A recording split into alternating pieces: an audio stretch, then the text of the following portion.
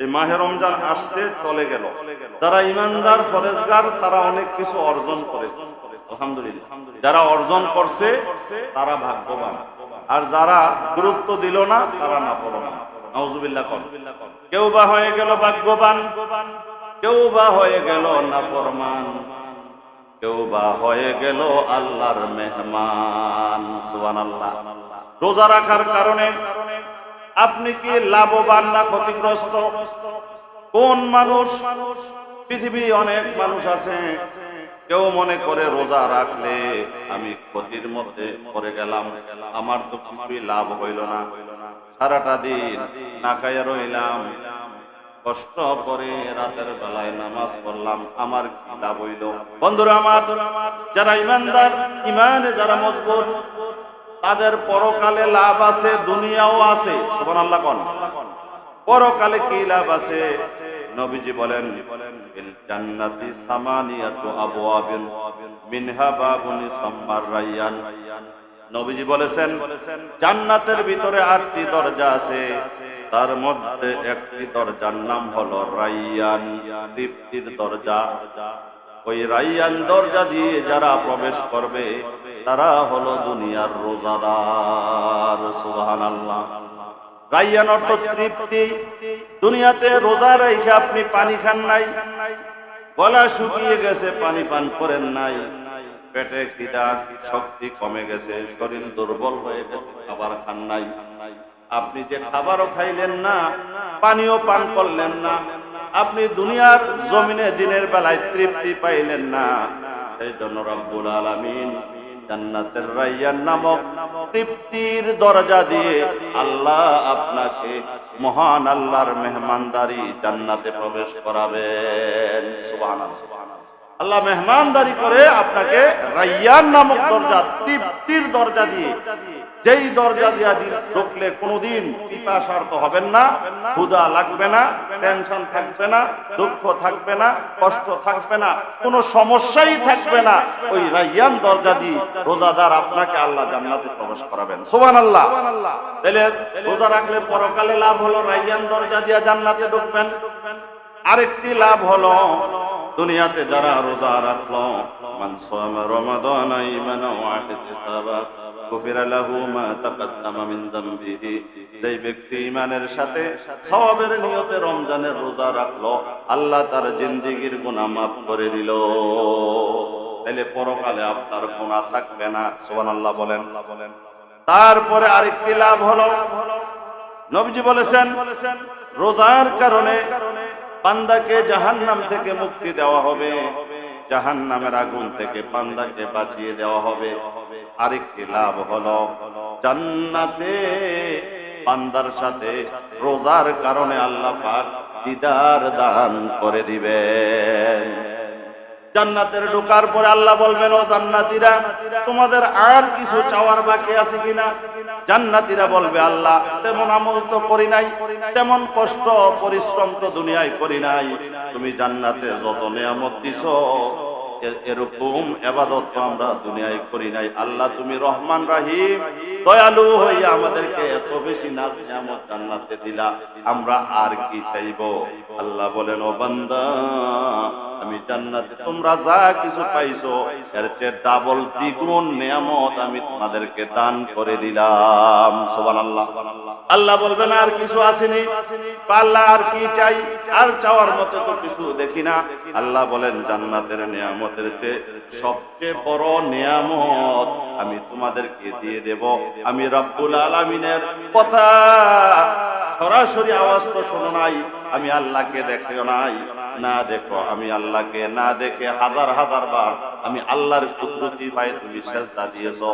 আমি আল্লাহরে দেখো নাই, না দেখে তুমি আমি আল্লাহর প্রশংসা করেছো, তাসবিহ পড়েছো। মানুষের সাথে দেখা হলে প্রথম বলেছো আলহামদুলিল্লাহ, ভালো আছি, আল্লাহর প্রশংসা, ভালো আছি। না দেখে বারবার আমি আল্লাহর তাসবিহ পড়েছো, প্রশংসা করেছো, আমি আল্লাহকে সেজদা দিয়েছো। যেহেতু আমারে না দেখে এত কিছু করছো, আমি আল্লাহর গোপন থাকলাম না, জান্নাতে তোমার সাথে আমি দিদার দেখা দিব। সুবহানাল্লাহ। আল্লাহ রাব্বুল আলামিন জান্নাতে আপনার সাথে দেখা দিবে রোজার কারণে। সুবহানাল্লাহ বলেন। এই জন্য নবীজি বলেছেন লিসসাইমি ফারহাতান, রোজাদারের দুটি আনন্দ, ফারহাতুন ইনদা ফিত্রিহি, একটি আনন্দ হলো তার ইফতারের সময়, ওয়া ফারহাতুন ইনদা লিকাই রাব্বিহি, আরেকটি আনন্দ হলো রব্বুল আলামিনের সাক্ষাতের সময়। সুবহানাল্লাহ। দুনিয়াতে ইফতারের আনন্দ তো আমরা পাই, কি বলেন ভাই না? দুনিয়াতে অনেক দামি খাবার আমরা খাই, অনেক বড় লোকের এই নেতৃত্ব স্থানীয় লোকের মেহমান আমরা হইয়া খাই, এত আনন্দ লাগে না যতটা আনন্দ লাগে ইফতারের সময়। সুবহানাল্লাহ। তাহলে যেহেতু ইফতারের সময় আনন্দ ঠিক আছে, আল্লাহর সাক্ষাতের সময় আনন্দ ঠিক হবে, জোরে কোন সুবহানাল্লাহ। তাহলে রোজাদার রোজা রেখে তারা সফল নাকি বিফল হইছে? সফল। সুবহানাল্লাহ কোন? তারা কি লসে না লাভে? পরকালের অনেক লাভ। এবার বলেন দুনিয়াতে কোনো লাভ আসেনি, তারা রোজা রাখলো আর রাখলো না, তাদের পার্থক্য একটু শুনেন। দুনিয়াতে যারা রোজা রাখলো দুনিয়াবি লাভ হলো তার জন্য 10টি, বলেন সুবহানাল্লাহ। দুনিয়াতে কয়টা লাভ? 10টা, একটু মিলাই নিবেন। এক নম্বরে যারা রোজা রয়েছে, রোজা যারা আছে, 1 নাম্বার পুরস্কার, দুনিয়ার 1 নাম্বার নিয়ামত হলো যারা রোজা রয়েছে 1 নম্বরে তাদের লিভার ভালো থাকবে, জোরে কোন সুবহানাল্লাহ। 2 নম্বরে মস্তিষ্কের কার্যক্রম বৃদ্ধি হবে। যে রোজা থাকবে তার ব্রেন ভালো থাকবে, ব্রেন ক্লিয়ার থাকবে, মস্তিষ্ক ভালো কাজ করতে পারবে। আপনি দেখবেন যে লোকটা রোজা রাইখা গাড়ি চালায় সে তেমন অ্যাক্সিডেন্ট করে না, এই লোকটা ডেইলি রোজার দিনে 3 বার খায় ওই লোকটাই গাড়ি অ্যাক্সিডেন্ট করে, জোরে কোন নাউজুবিল্লাহ। তাহলে রোজা রাখলে ব্রেন ভালো থাকে কিনা বলেন? মস্তিষ্কের কার্যক্ষমতা ভালো থাকে, জোরে কোন সুবহানাল্লাহ। 3 নম্বরে রোজা কিডনি ভালো রাখে। কারণ হলো সারা জীবন আপনি অখাদ্য কুখাদ্য খাইতে আছেন, কিডনি এগুলি ছাকতে আছে, পরিষ্কার করতে আছে, করতে করতে ক্লান্ত আর ক্লান্ত, ক্লান্ত আর ক্লান্ত। কিডনির তো মোটে কোনো বিশ্রাম নাই। আপনি শরবত খাইতে আছেন, চা খাইতে আছেন, পানি খাইতে আছেন, মনে যা চায় তাই খাইতে আছেন।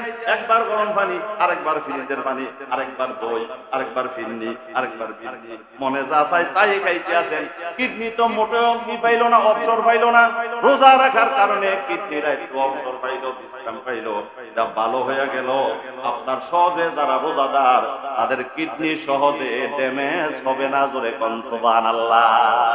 তারপরে 4 নাম্বার লাভ হলো যারা ধূমপান করেন সারাদিন 12 ঘন্টা 13 ঘন্টা তো আর বিড়ি খান না, বিড়ি খাননি 13 ঘন্টা খান না, এই জন্য এটা কমিয়ে আনার অভ্যাস করা যায় কিনা বলেন? আস্তে আস্তে কমানোর এবং ছেড়ে দেওয়ার অভ্যাস করা যায়। যে 2-13 ঘন্টা না খেয়ে রইলাম, রাতের বেলায় একটু কমানোর লাইন আছে না নাই? চেষ্টা করলে হবে। তাহলে ধূমপানটা কমিয়ে আনা যায়, সুবহানাল্লাহ কোন? 5 নাম্বার হলো খাদ্য নালীর পরিপাক প্রক্রিয়া কার্যক্রম বৃদ্ধি হয়। আপনার খাদ্য অনেক নালী আছে, আছে কিনা? এগুলি সব সময় আপনার মনে করেন ভালো জিনিস খান, অনেক সময় ফসা জিনিসও খান, অনেক সময় সিঙ্গাজার বিদ্যে কি দিয়া দিছে আপনি তো জানেন না, খাইয়ে লাইছেন। অনেক সময় হোটেলে যে এমন জিনিস খাইছেন ভিতরে কি আছে আপনি তো জানেন না, খাইয়ে লাইছেন। এই জন্য আপনার বিভিন্ন পরিপাক তন্ত্রগুলি অনেক সময় ঝামেলায় পড়া যায়, সমস্যায় পড়ে যায়। সারাদিন না খাইয়া থাকার কারণে এগুলি খালি থাকে, ক্লিয়ার থাকে। আস্তে আস্তে এগুলির কার্যক্রম বৃদ্ধি হয়, জোরে কোন সুবহানাল্লাহ। এটি একটু বিশ্রাম পাইলো, একটু সুযোগ পাইলো, সুবহানাল্লাহ কোন? 6 নাম্বার উপকার ডায়াবেটিস নিয়ন্ত্রণে থাকে। কি নিয়ন্ত্রণে থাকে? সারাদিন আপনি কি চিনি খাইছেন নি? সারাদিন চিনি খান নাই, মিষ্টি খান নাই, কোনো কিছু করেন নাই, না খাইয়া ছোটখাটো কাম করছেন নি? না খাইয়া যে আপনি কাজ করছেন, আপনার সুগারের মাত্রা সমস্যা কম থাকলো, ডায়াবেটিস নিয়ন্ত্রণে রইল। তারপরে 7 নাম্বার তারুণ্য ধরে রাখা যাবে। এই লোকটা রোজা রইছে দেখবেন অনেক দিন 40-50 বছরের লোকটা বৃদ্ধ হবে না, সহজে লোকটা বুড়া হবে না। কারণ আস্তে আস্তে এগুলি কন্ট্রোল করছে, রোজা রাখার কারণে তার বডিটা ফিটনেসটা ভালো হয়ে গেছে। সহজে লোকটা বুড়া হবে না। যেই লোকটা সব সময় খায় সে লোকটা তাড়াতাড়ি বুড়া হবে, জোরে কোন নাউজুবিল্লাহ। তাহলে তারুণ্য ঠিক থাকবে যেই লোক রোজা রয়েছে, সুবহানাল্লাহ কোন? তারপরে রোগ প্রতিরোধ ক্ষমতা বাড়বে। রোজা রাইখা কাজ করছেন, শরীরটা একটা পজিশনে চলে গেছে, এবার কোনো একদিন যদি বিপদে সারাদিনে না খাইয়া থাকেন, আপনি ক্লান্ত হইবেন না, অসুস্থ হইবেন না, কারণ আপনার অভ্যাস আছে। সুবহানাল্লাহ। এমনও দিন যায় আমরা বিভিন্ন ব্যস্ততার কারণে সারাদিন খাবারের টাইম পাই না। একবার ঢাকা অমুক জায়গায় হোমক অফিস যাইতে যেতে অত সময় নাই খাওয়ার মতো। কিন্তু আপনি যদি ওই যে বেরোজগারি হন, হঠাৎ করে একদিন না খাইলে আপনি দইটা ভরে দেবেন, হাসপাতালে লয়ে যান, হার্ট অ্যাটাক হয়েছে, কি হয়েছে, স্ট্রোক করছে। আর যে লোকে 30 দিন খাই অভ্যাস হয়েছে, হাতে 2-5 দিন না খাইলেও চলবে। সুবহানাল্লাহ কোন। তাহলে রোগ প্রতিরোধ ক্ষমতা বৃদ্ধি করে। তারপরে 8 নম্বরে কোলেস্টেরলের মাত্রা নিয়ন্ত্রণ করে, চর্বি কমায়। চর্বির কারণে হার্টগুলি ব্লক হয়ে যায়। আমরা তো অনেক খাই, খাবারের ভিতরে চর্বি আছে না নাই, তৈলে ক্ষতি করে, চর্বি ক্ষতি করে। অনেক সময় দেখা যায় হার্টগুলি সমস্যা হয়ে যায়, আপনার বিভিন্ন কোলেস্টেরল মাত্রা বৃদ্ধি পেয়ে যায়। যারা রোজা রয়েছে তাদের চর্বি কমবে, কোলেস্টেরলের মাত্রা নিয়ন্ত্রণে থাকবে। জোরে কোন সুবহানাল্লাহ। 9 নম্বরে আপনার হার্ট ভালো থাকবে। কি ভালো থাকবে? হার্ট সারাদিন না খেয়ে রয়েছেন, হার্ট বিশ্রামে আছে, হার্টে দেখবেন আপনি জিকির করেন ভালো লাগবে, তারপরে নামাজ পড়েন ভালো লাগবে, কোরআন শরীফ তেলাওয়াত করতে ভালো লাগবে। আপনি দেখেন অন্য মাসে মানুষ 3 বেলা 4 বেলা 5 বেলা খাবার খায়নিও 5 বেলা খাবার খাইয়া যতটুকু ইবাদত করতে পারে না, এই মাসে না খাইয়া যত বেশি ইবাদত করতে পারে। সুবহানাল্লাহ। আপনি খেয়াল করেন অন্য মাসে 5 বেলা খাইয়া কি মানুষ ইবাদত বেশি করে, না রমজানে না খাইয়া বেশি করে? না খাইয়া ইবাদত বেশি করে। আপনার হার্টগুলি ভালো থাকবে। জোরে কোন সুবহানাল্লাহ। তারপরে আপনার 10 নম্বরে আপনার প্রেসার নিয়ন্ত্রণে থাকবে, ব্লাড প্রেসার আপনার নিয়ন্ত্রণে থাকবে। অনেক সময় আপনার টেনশনের কারণে, খাবারের কারণে প্রেসার বৃদ্ধি হয়ে যায়, বেড়ে যায়। প্রেসারের কারণে মানুষ মারা যায়। প্রেসার যখন আপনার 200 হয়ে যায়, 210 হয়ে যায়, 180 হয়ে যায়, অনেক সময় প্রেসারের কারণে মানুষ অনেক সময় মারা যায়, মানুষ স্ট্রোক করে মারা যায়। কিন্তু সারাদিন না খাইয়া রয়েছেন, আপনার ব্লাড প্রেসার বাড়বে না। আপনার এক হইল খাবারের কোনো কিছু নাই, 2 নম্বরে টেনশনও নাই। সুবহানাল্লাহ কোন। সারাদিন না খাইয়া রয়েছেন, ইবাদত করতে আছেন, ভরসা দিয়ে রাখছেন কারো উপরে যে আমার ছেলে মেয়ের টেনশন নাই, টাকা জমির টেনশন নাই, রোজা রইছি, আল্লাহর লগে কথাবার্তা। সুবহানাল্লাহ। সব টেনশন মুক্ত। এই জন্য আপনার কি প্রেসার বাড়বে না। প্রেসার সবচেয়ে বেশি বাড়ে টেনশনে, আর একটা হইল খাবারে। কি বলেন? এই জন্য আপনার প্রেসার নিয়ন্ত্রণে থাকবে। এই 10টা উপকার আপনার দুনিয়াতে আছে। কি বলেন? আসেনি? জোরে কোন সুবহানাল্লাহ। এই জন্য যারা রোজা রাখছে তাদের ভাগ্য ভালো না খারাপ? জোরে কোন ভালো না খারাপ?